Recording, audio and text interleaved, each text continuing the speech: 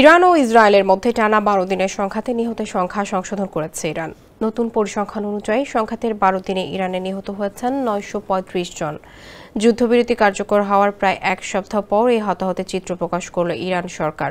রাষ্ট্রীয় বার্তা সংস্থা IRN এর একটি প্রতিবেদনে বলা হয়, ইরানের বিচার বিভাগের মুখপাত্র আসগর জাহাঙ্গীর এক সংবাদ সম্মেলনে এসব তথ্য দিয়েছেন। তিনি বলেন, জায়নিস্ট শাসনের বিরুদ্ধে ১২ দিনের যুদ্ধে এখন পর্যন্ত ৯৩৫ জন শহীদের পরিচয় শনাক্ত করা হয়েছে। জাহাঙ্গীর জানান, নিহতদের মধ্যে ১৩২ জন নারী এবং ৩৮ শিশু রয়েছে। তিনি আরও বলেন, রাজধানী তেহরানের বিখ্যাত এভিন কারাগারে ইসরায়েলি বিমান হামলায় নিহতের সংখ্যা বেড়ে দাঁড়িয়েছে ৭৯ জনে। নিহতদের মধ্যে রয়েছেন কারাবন্দী, তাদের দর্শনার্থী আত্মীয় এবং প্রশাসনিক কর্মচারীরা। স্যান্ডেলিনা সো, রূপচর্চায় আভিজাত্য। গত ১৩ জুন ইসরায়েল ইরানের বিভিন্ন সামরিক ও কৌশলগত স্থাপনায় ব্যাপক বিমান হামলা শুরু করে।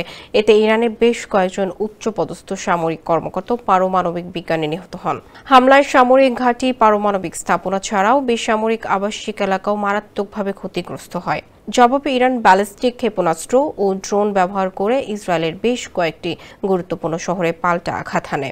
ইসরায়েলি কর্তৃপক্ষ জানিয়েছে, এই হামলায় অন্তত ২৮ জন ইসরায়েলি নাগরিক নিহত এবং বহু মানুষ আহত হয়েছেন।